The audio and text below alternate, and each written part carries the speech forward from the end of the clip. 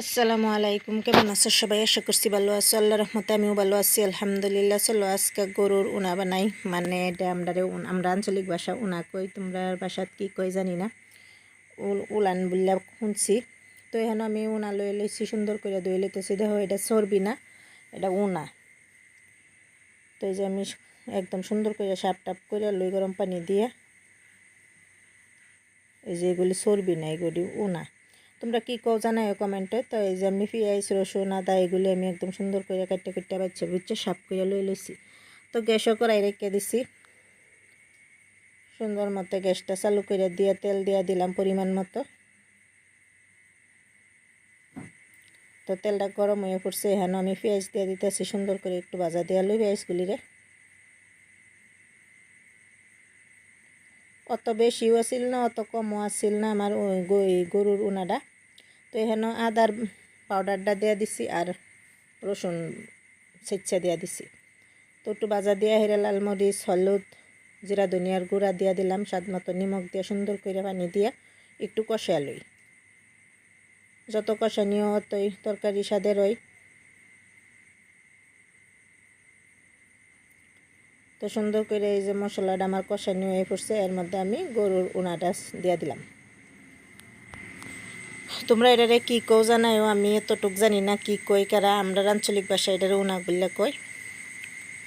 তো ডাইকা ডাইকা আমি সুন্দর মতো একটু কষাই লই।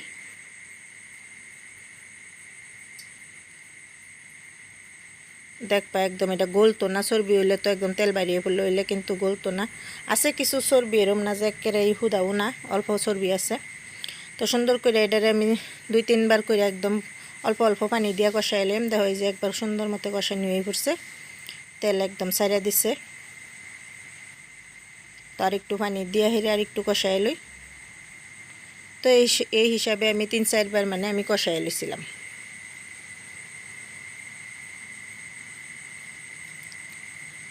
তো এই যে দেখো সুন্দর করে কষাই লইতেছি।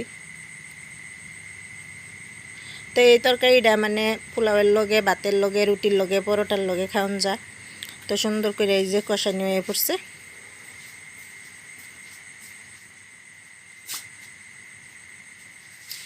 খুবই একটা স্বাদের রেসিপি আর খুব কম সময় আর খুব সিম্পল তরিকাত বানাইছি। দেখো একদম উনাগুলি একদম গলছে না, সুন্দর মতো ইয়া হয়ে পড়ছে, কষানি হয়ে পড়ছে। তখন আমি আর একটু পানি দিয়া ফাইনাল পানি দিয়া দেম হনে।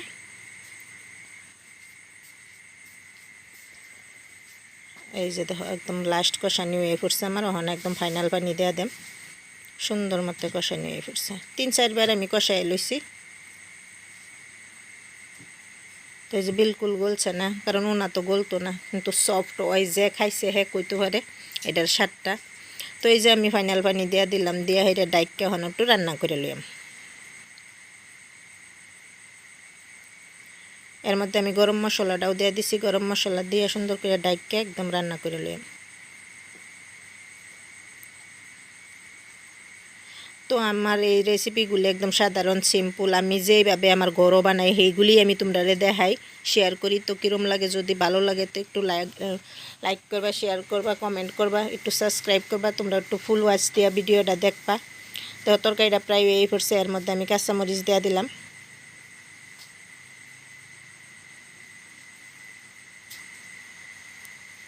তোমরা একটু সাপোর্ট করে যাবা, তোমরা সাপোর্টের দরকার। একদম সাবস্ক্রাইব বাড়তি আছে না। দেখো তরকারিটা একদম ফাইনাল হয়ে পড়ছে, লুকটা দেখো কত সুন্দর লোভনীয় হয়েছে। তো আমি এটার একটু নামাইয়া তোমরা দেখাইতেছি পরিবেশন করে। তো এই দেখো তরকারিটার কালার দেখো কিরম সুন্দর লাগতেছে। তো কিরম লাগলো রেসিপিটা? যদি ভালো লাগছে like share comment and subscribe করবা, আমার সঙ্গে থাকবা, পাশে থাকবা। আজকের জন্য আল্লাহ হাফেজ, সুস্থ থাকো, ভালো থাকো। তো আমার রেসিপি আমার একদম সিম্পল, একদম ঘরে যেগুলি আমরা বানাই সেই হিসাবেই আমি দেখাই। তাই একটু সাপোর্ট করে যাইবা যদি ভালো লাগে। তো আজকের জন্য আল্লাহ হাফেজ।